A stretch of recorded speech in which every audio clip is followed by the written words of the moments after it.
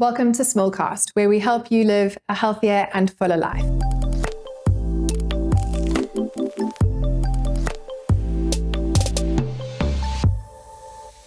Today, we're going to be diving into the world of the science behind sleep with our special guest, Professor Dale Ray, Director of Sleep Science and Associate Professor at the University of Cape Town. If you've ever wondered about how the science behind your sleep impacts your day-to-day life, Prof. Ray is here to guide us through it all. So let's delve into the mysteries of the night as we unpack the fascinating world of the science behind sleep. Dale, it's so wonderful to be having this conversation with you. Can you maybe just start by telling us a little bit about yourself and your passion for today's topic? Great. No, thanks very much for having me. So where do I start? I'm absolutely obsessed with sleep. I'm really fortunate that I get to eat, sleep, live, and sleep, actually.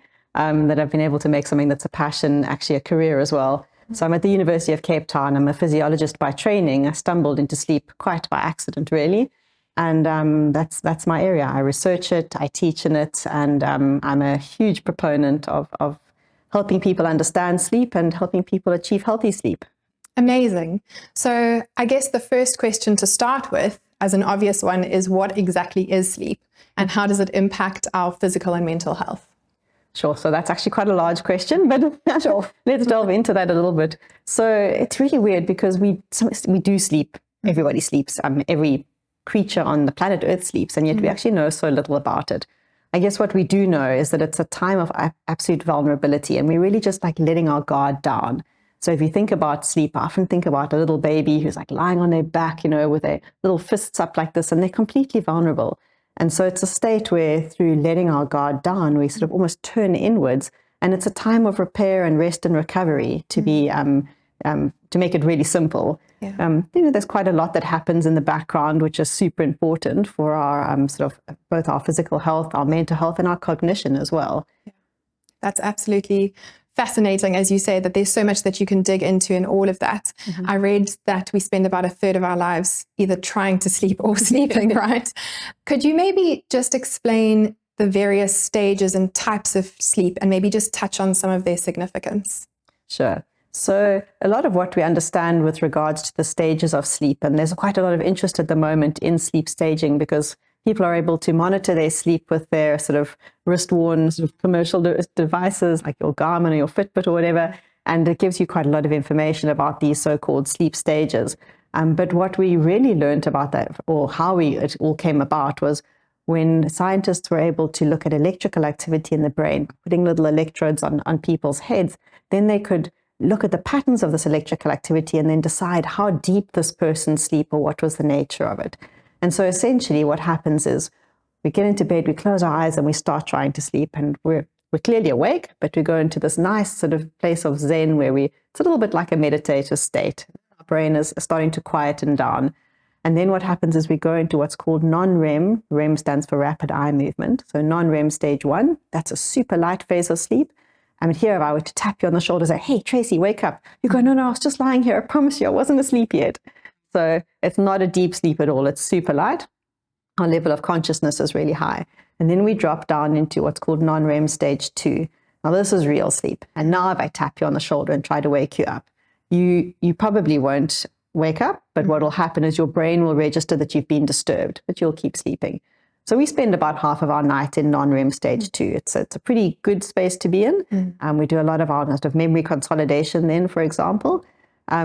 And then if all goes according to plan, we drop down into this sort of deep sleep, which is called slow wave sleep or non-REM stage 3. And here you are dead to the world. So now we can party around you. We often say that like you can put your child to sleep under sort of the table at a noisy restaurant, and that works well when they're in deep sleep.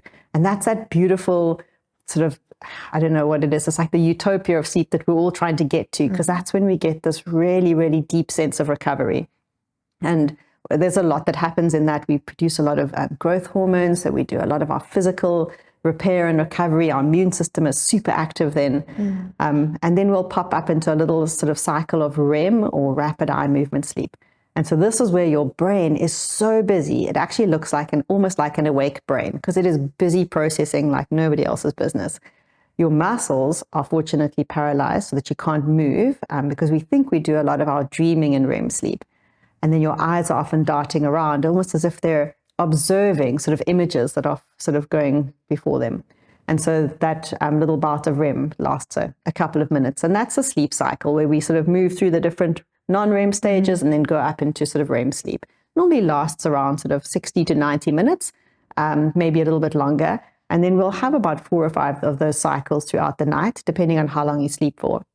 But the structure of your sleep changes so that we do most of our deep sleep in the first part of the night. And then in the second part of the night, we do more and more of our REM sleep. And that rapid eye movement sleep, I can't tell you how important it is. It's critical for sort of psychological and emotional repair and recovery. And in fact, in animal studies, they've shown that when they deprive an animal of REM sleep by waking them up every time that they can see a REM burst starting, over the course of the experiment, the animals actually die. Wow. So our body does not allow us not to get enough REM sleep. And if for some reason we haven't got enough, for a number of reasons, we will actually then sort of pack it in and try and catch up on that REM sleep. And then often our sleep feels a bit funky. It's a little bit more disturbing. We seem to be dreaming a lot. It's not very comfortable, really. And that's our body just really paying back that REM sleep, which is so important for our sort of emotional regulation and that kind of thing. So if you've had a night of sleep where you've had a lot of deep sleep but not enough REM sleep, you feel a little bit rested, but you also just feel grey. I can't think of a better word. Yeah. In a bit of a Certainly felt that before. the next day, exactly. Yeah. And you can't quite put your finger on why you don't feel rested. And then vice versa, if you haven't had enough of that sort of deep sleep, then you also just feel like you are just physically exhausted. As in, to use a real South African term, you feel pup. Yeah. Yes. Yeah. No, I can absolutely relate to that. And that's really, really fascinating. I think you've touched on a lot of different things there in terms of some of the functions of those different stages, which I find fascinating as well, that these different stages, they're all important actually. And some of the impacts of affecting the duration of those. Can you maybe just touch on the things that do affect the duration and the quality of our sleep overall, and what might impact those different stages separately? Sure. So, I mean, on one hand, sort of the amount that we're each designed to sleep, it's quite individual. So my sleep need is actually completely different to yours. And that's interesting. Each one of us has our own specific sleep need. It's in part genetically driven for sure. And then there's a number of other factors that might impact it. So maybe related to our mental health and our physical health and other demands on our time. And so although you sort of have a very specific sleep need, that's all very good and well. But then we have what we call sort of sleep actualization, which is how much sleep do you really get? Yes. And that is often quite influenced by our behavior. So there's a lot of things that we can do in the daytime which can set us up to have sufficient sleep or insufficient sleep. So if we just focus on duration, I mean, the most obvious thing is you can't hope to be getting 8 hours of sleep, but give yourself a 6-hour sleep opportunity. Sure. Yes. So, and it's for some magic to happen. Yeah, exactly. Where's the rest of the sleep going to come from? Yeah. So, if your intention is to get more sleep, you actually have to plan out or carve out that time actually, and create the space in your 24-hour day so that you can actually try and achieve that duration goal. But probably much more important than duration is quality. And in fact, if I were to sort of say, well, which would you rather have? Longer, poor quality sleep, or would you rather have shorter, good quality sleep? We'll take short, good quality sleep, hands down, any day. So things that interfere with quality, probably most relevant to most of us, is stress and anxiety. In the absence of any sort of full-on sleep disorder, so let's put those off the table for the moment. But most of us will really find that when we are anxious or stressed or worried, we'll have a racing mind. And sometimes we can fall asleep and then we'll wake up at like 1, 2, 3 in the morning, and then we can't get back to sleep. And you'll find like maybe your heart rate is up a little bit. Sometimes your temperature goes up. You feel a bit more agitated and you can't shut your brain down. And then even though you might be drifting in and out of sleep for the rest of the night, it doesn't feel restorative. So I would say that that's sort of the number one disturber. And then, of course, there's silly things that we can do, like having too much caffeine too late in the day, if you're sensitive to caffeine, because we don't all have the same response. Alcohol, we know, is a biggie at the moment, that we've really learned a lot about how that really disrupts our sleep quite a lot. Eating too late in the day, having too much light exposure late in the day. There's a whole lot of sort of things that seem relatively inconsequential, but actually when you sort of put all of those things in place, they can actually be quite problematic. And then I guess the other thing is around having sort of really strong routines. And the more consistent we are with our sleep behavior, the more your body anticipates, okay, cool. She wants me to be awake now and to be alert and to be thinking and active. Or actually, you know what, we always go to bed now, like let's start to shut down. And then the last thing that probably a lot of people don't really think about when it comes to the quality of your sleep is actually sleeping in sync with your body clock. So we all have our own little rhythm. In fact, every cell in your body can tell the time. And depending on your own personal clock, you might be sort of one of those larks, those sort of morning people, or you might be a good old night owl. So the larks are those rather irritating people that sort of bounce out of bed in the morning, loads of energy. They're hungry, they want to exercise, they're happy to work, you know. Yeah. Whereas the night owl is just, don't talk to me until 11 o'clock. I'm not okay. I'm not eating in this part of the day. Don't make me exercise. Yes. Whereas in the evening, they're absolutely on fire and they can be super creative and productive. So that's actually a really important trait, which is linked to your sleep. And so the best quality sleep that you can have is if you're a morning person, go to bed early and wake up early. So live on that schedule. And then by the same token, if you're a night owl, make sure you have a late bedtime. It's actually much better for your body, and sleep in as late as you can. Push it absolutely to the last minute. So these are some things that we can sort of do to help manage our sleep quantity and our sleep quality. But of course, this is under the assumption that there's no underlying either sleep disorder or other medical condition, which is obviously impacting your sleep. Sure. I mean, I find that incredibly reassuring that we can actually focus on the quality rather than the quantity. Obviously, both would be ideal, right? Sure. But I think as, you know, when there are life demands or you have small kids and you're waking up just to try and optimize the quality is really, really reassuring. And it's fascinating that you've touched on the idea of, would the technical term be chronotypes? Yes, right? I had always thought that that was maybe a bit of a myth around being a morning person or a night owl. But as you're saying, that's actually something that you can try and incorporate into your sleep schedule if you can. That can actually improve the quality of your sleep, right? Yeah, absolutely, 100%. So it relates to your body's circadian rhythms or sort of 24-hour rhythms. And it's, again, it's quite strongly genetically driven. So it's quite difficult to sort of change that. And we see that this chronotype exists actually on a spectrum. We always talk about the owls and the larks because it's nice and easy to package those two. Yes, box them. Yeah, box them. But actually most people, if we were to sort of look at the chronotype of most people, many people are in the middle. They're these sort of neither types. And in South African terms, a neither type is a person who's comfortable to go to bed at 11 and to wake up at 7. That's sort of their sort of happy spot or sweet spot. Right. And so, yeah, being able to sleep in sync with your own body's clock, it's a huge thing. That's really interesting and such a practical thing to be able to try and look at for yourself. I'd love to touch on some of the things that you've already mentioned around the benefits of sleep or around how our sleep impacts our health beyond just getting those 8 hours or however many hours we get, right?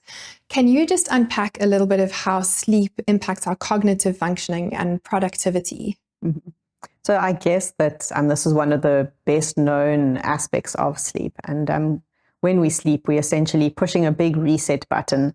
And so that's when we wake up, if we've had good sleep, we can think really quickly, we can be creative, we can be productive, etc. And once we start to become slightly sleep deprived, well, actually there's two scenarios. The one scenario is what happens in a given day. And as the day sort of goes by and we move further away from when we finished our last sleep, our cognition definitely changes, so that we become, less flexible. We wheel spin a little bit more. We might find that we shy away from hard work. We don't feel particularly creative, and certainly productivity changes, absolutely. And we can restore that all with some sleep. And this is just really related to sort of what the brain is able to do and how long it can focus for and sort of be useful, if you like. And so there's quite a lot of interest in that in the workspace at the moment, because of course, as an employer, you want to have your employees turn up and be productive and get the best that you can out of them for the hours that they're working for you. So there's been quite a lot of interest in looking at relationships between sleep and productivity, and they're clear. But what probably happens more often to lots of people is you just have this insidious, permanently, I'm a little bit underslept. And it just lowers that bar in terms of your potential for cognition. So it's not that it makes you smart or makes you not smart if you've had great sleep. It's more that you just can't process as fast and effectively as you would usually do so. And so it takes you longer to do things, or you might shy away from hard work when you're really tired.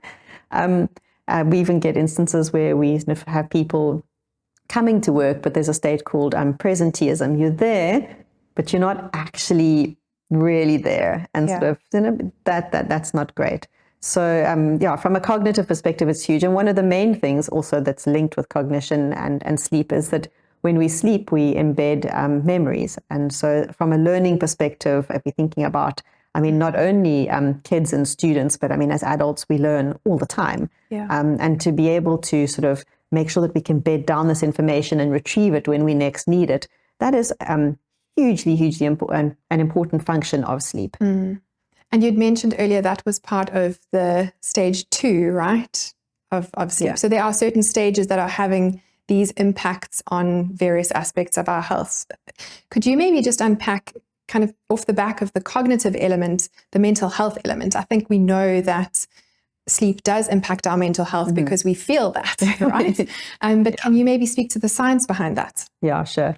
From a mental health perspective, sleep is absolutely everything. And I think every single human who has had some bad sleep can really attest to that. Much of what we know around sleep actually does come from the fields of psychology and psychiatry, in fact. Really, the physical scientists, sort of the physiologists and the biologists, really only got onto the sleep train very, very recently. So we're grateful for this. But if you think about it, there is practically not a mental health condition that doesn't go hand in hand with either sleep challenges or a full-blown sleep disorder. So, in fact, I think the numbers are that for individuals who have a mental health condition, somewhere between 50 and 80% of them will also have a sleep disorder. Wow. So, it's huge, yeah. So it seems that we need to have good sleep in order to manage our mood, regulate our emotions, curb anxiety, sort of that kind of thing. But at the same time, it's definitely a bidirectional relationship, because as one shifts into a state of being more anxious, for example, more stressed, or as you go down into a bit of a dip of depression, then sleep erodes as well. And sort of in different ways. We find that individuals with anxiety, for example, will often have shorter, much more fragmented and broken sleep. The reason for that probably relates largely to the nervous system. So being much more in a state of sort of fight or flight during sleep phase compared to what we should be. So effectively, to put it like in incredibly simple terms, when we sleep, our rest and digest mode, which is our parasympathetic nervous system, ought to dominate. And for people that have high anxiety, the shift is the wrong way around. And we often see that there's a little bit more dominance from the sympathetic nervous system. This is your fight and flight mode. And that keeps bouncing you out of your deeper sleep. And you may have many more arousals throughout the night. So you keep waking up and your sleep doesn't feel particularly light. So that's a consequence that we sometimes see linked with anxiety, for example. And then, of course, with depression, we see we see there's many different types of depression, but often with depressive symptoms, we'll see that people will start to sleep longer, and they'll be trying to extend their sleep very often, thinking that that's going to help them sort of get better sleep. But actually, very often it's doing the opposite, and they're getting sort of quite poor quality sleep. And then they'll start to try and sleep in the daytime, and sort of we have this sort of big impact on our body clock as well. So, we speak primarily about sort of the links with good sleep and managing sort of symptoms around depression and anxiety, and minimizing sort of those symptoms. But also we know that in order to best manage sort of like generalized anxiety disorder or major depressive disorder, for example, we really also need to have a look at sleep and see how can we manage that to best support this person with these very serious mental health conditions. Yeah. The fact that you've highlighted that bidirectional relationship is amazing, because I see that in clinical practice all the time. But it's fascinating to hear how sleep is also having an impact on that. Mm-hmm. And just in light of some of these ways that sleep impacts our overall health, maybe we can get into some of the practicalities, the things that people can actually go and do, whether they are struggling with productivity or not, or a mental health condition or not. What are some ways that we can really prioritize the quality and the quantity of our sleep? And is there a way to do that for the different stages of sleep? That's quite tricky to thinking about the different stages of it. Yeah, it might be things that are broad. Yeah, we can have a think about that. So I guess the first thing is that, well, there's two things. I want to make a separation between like sleep disorders and then disordered sleep. I think that would be helpful, yeah. Because, they're very distinct. And sort of the average Joe on the street who doesn't have a pure sleep disorder, which we can chat about in a second, may suffer from disordered sleep from time to time. And often that is a little bit easier to manage because the things that are disordering it, if you like, are often things that we can like find on careful examination and just like really listening to a person's sort of sleep story, going a little bit into their sort of, maybe a little bit into their medical history, etc. And then we're often able to make some fine adjustments. I mean, like a silly thing, which is probably so many people do inadvertently, is having caffeine too late in the day and then not realizing it's got a half-life of 6 hours. And if you've gone and had a double espresso at 3 p.m., then at 9 p.m. you've still got a single espresso circulating, essentially. And that's going to be very disruptive to your sleep if you're sensitive to it. So there's like a lot of things that we can think about in the daytime that we can manage and we can control. So making sure that we have exercise, for example. Exercise is a brilliant way to help improve the depth of our sleep. Because our body wants to then adapt to the activity, and we'll often then get a lot more deep sleep, which is fantastic. So there's one way in which we can try and have a look at that. Time of day at which we eat is really, really important. So eating too much too late in the day is incredibly disruptive to our sleep as our body's trying to like process that food. So we sort of try not to fall into that trap. Work, I mean, gosh, where do we draw the line? How many people come home, and if, especially if you've got families, you see to your kids, see to your family, do a bit of socializing. It's like, oh, flip, I've got to do some work quickly. Whip out the old laptop. 2 hours later, like, lid down, let me go to sleep. And then you lie there and you think, why can't I fall asleep? My brain is busy. I've had too much light exposure and I haven't wound down. So one of the most practical tips that we often chat about is you have to create a runway into sleep. So you've got to progress from being at work and you've had a busy day. You need to decompress. It's huge. You need to wind down. You need to chill. You need to have some fun. Like at the end of the day, we're humans and we're designed to really enjoy ourselves. I think that that's a critical part of sleep. And you need to program in some chill time. And if you need to work late, then you need to also say, okay, fine, I'm going to allocate, even if it's 30 minutes, just 30 minutes, which is my time, and I get to do whatever I wish. You're super selfish for that time, and it's got to be something that makes you really happy. And that helps you sort of chill a lot, if you like, and sort of really open that runway into sleep. So I think that things like that are really important from a sort of a practical perspective. And then if you do have loads of stress or things that are happening in your life which are causing you a lot of sort of worry, and that we really ask people to think about how much of that can you deal with in the daytime? Like, can you recognize it? And at what point can you say, I see you, I hear you, but I actually can't deal with you right now. And I'm going to put you to bed until tomorrow. Some people like to journal. Some people like to chat to somebody. Some people like to, talk to themselves, literally. Think about it when they're walking the dog or cooking or whatever, they're out on your bike going for a ride. But I think, we call it giving airtime to worries and that. And I think making time to let things that worry us come out is really important, because if you don't, you can bet your bottom dollar that that's going to come through in the night, and it's going to wake you up and then keep you awake with a ruminating mind. So of course it's easier said than done, 100%. Sure. Yeah. But they're such great factors to consider. And I think it's also really important that we realize the significance of those things. Yes. Sometimes, you might think that it might make an impact, but when you realize that really might impact your sleep, and taking half an hour of selfish time is not selfish at all. It's going to help you in the long run, and then have knock-on effects on your work and family and relationships as well. Totally. So that's really, really helpful to have that perspective. Can we maybe just touch on some of those sleep disturbances? So you did mention that a little bit. And I know that people will know words like insomnia and possibly things like sleep apnea, etc. But you've spoken about disordered sleep. What does that actually involve, and what does that mean? So in terms of sleep disorders, the primary sleep disorder that people would suffer from would be insomnia. Second most common is sleep apnea, which we can also have a quick chat about. And then there's a number of other sort of things like periodic limb movements, restless leg syndrome, narcolepsy. They're far less common, but absolutely can be quite disturbing and quite disrupting to your sleep. And then there's a number of parasomnias as well. So these are odd sleep-related behaviors, which usually in themselves are benign, but they're just a little bit disturbing. So that would include things like sleep talking and sleepwalking, and in some cases sort of sleep paralysis and that kind of thing.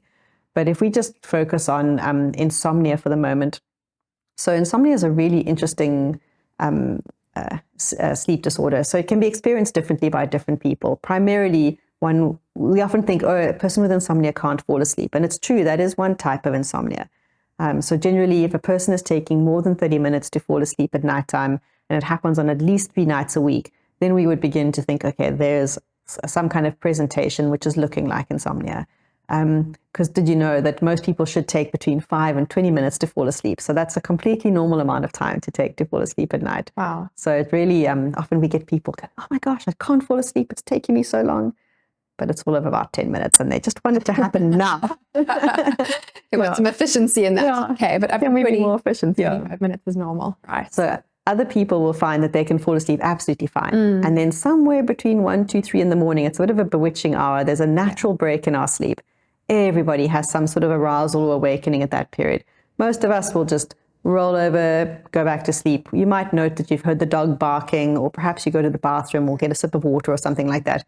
But generally, we are able to go to sleep again. But however, if you suffer from sleep maintenance type insomnia, then it becomes really difficult to reattain sleep. And then your sleep is very broken and disturbed for the rest of the night. Well, can be for 2 or 3 hours. And a person will just think like, oh my gosh, it's impossible. I've had no sleep tonight whatsoever.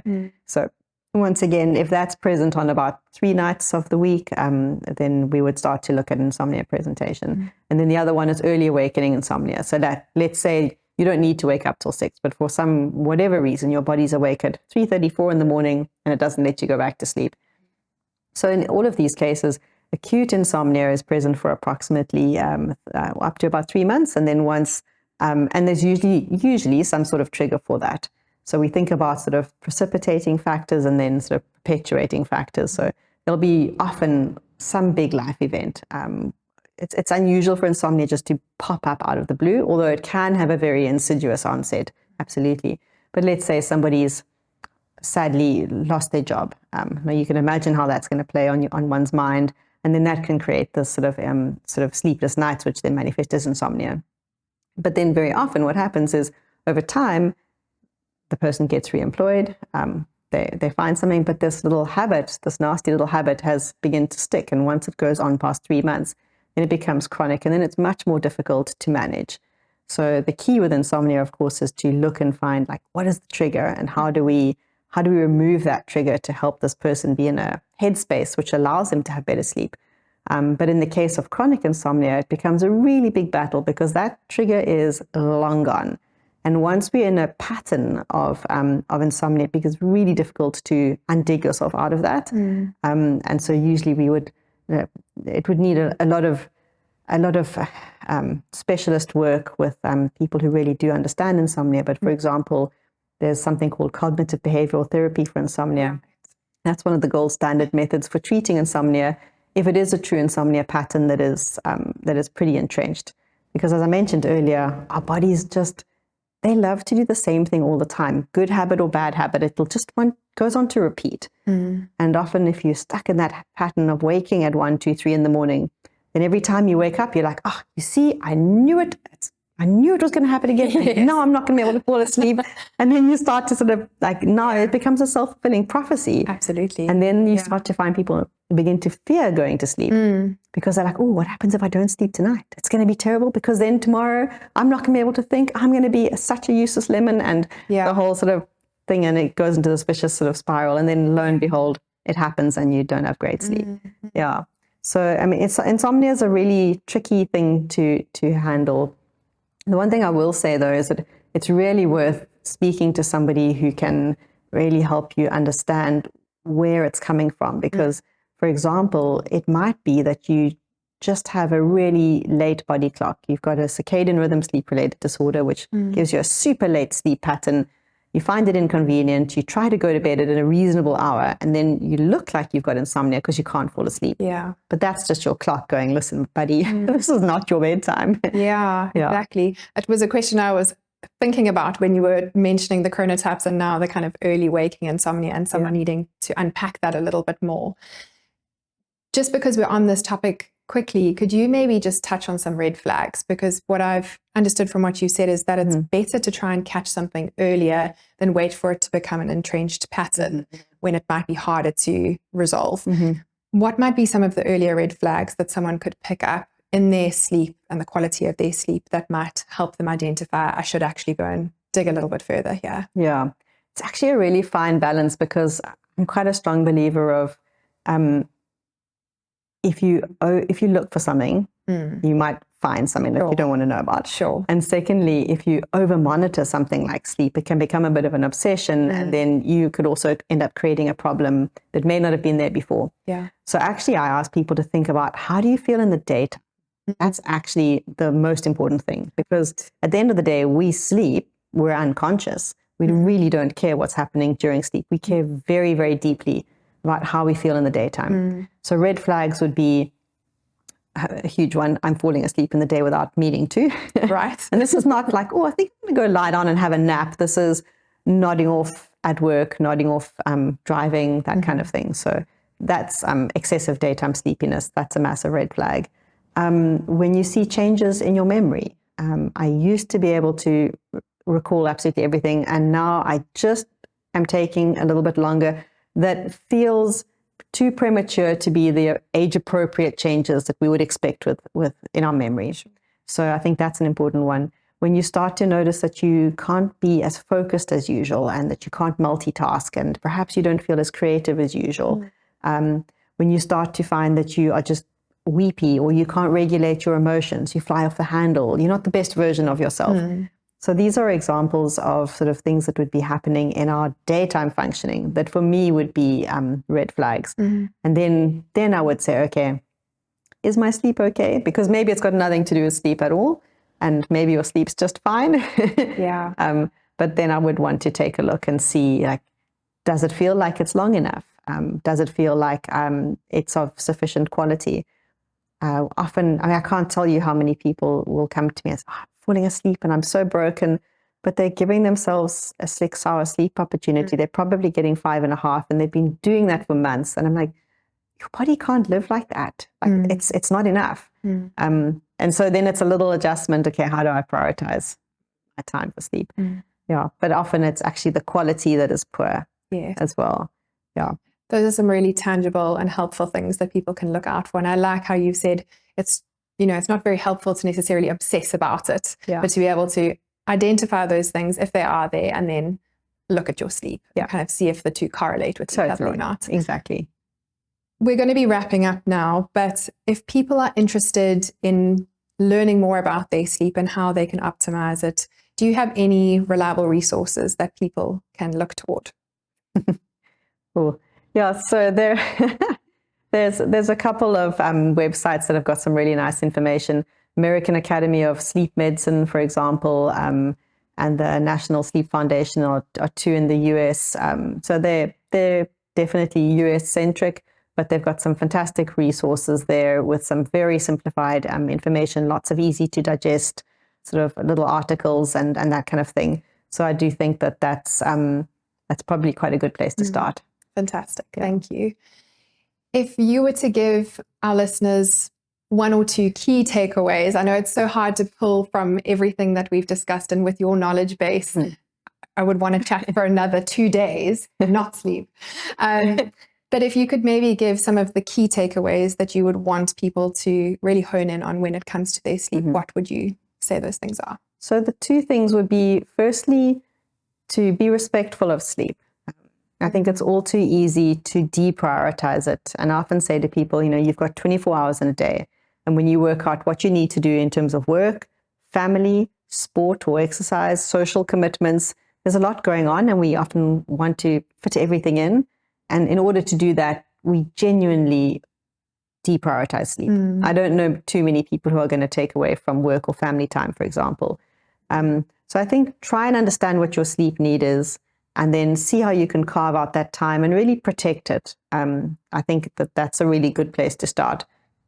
And then the second thing is, now that I've asked people to pay attention to sleep and really carve out that time, the second most important thing is careful not to obsess about it. At the end of the day, once we start to pay too much attention to something, we often run the risk of breaking something that may not actually be broken to start with. And so I think it's fantastic to say, great, I'm going to have a healthy sleep pattern, and I'm going to try and go to bed at this time and wake up at this time, and be careful with my caffeine. I'm going to be careful with alcohol, and I'm going to try and meditate and have these little chill times and everything. But at the end of the day, we're human and we're supposed to have fun. And I think a degree of flexibility is really, really important. And so being able to give yourself permission to break all of the rules every now and then, it's absolutely fine. It's not going to completely destroy your sleep. In fact, it's probably going to make you a much happier human and you're then more likely to have better sleep quality. So I think to give sleep some respect, but certainly just be careful about over obsessing about it, and just, you'll probably find you'll be in a pretty good place then. That's fantastic, Dale. Thank you. I love that. That is a really sustainable way to view it. I think that we don't have to get into, all the particulars, and that might actually not be the best thing for our sleep, and to kind of hold this all in balance. But thank you so much for sharing your knowledge with us. It's been a fascinating discussion, and I think we need to have many, many more. Yeah, cool. So thank you so much for sharing all of that with us. Anna, thank you very much too. If you'd like to learn more about sleep and Professor Dale Ray and her work, or more about the Smul community, head on over to smul.com.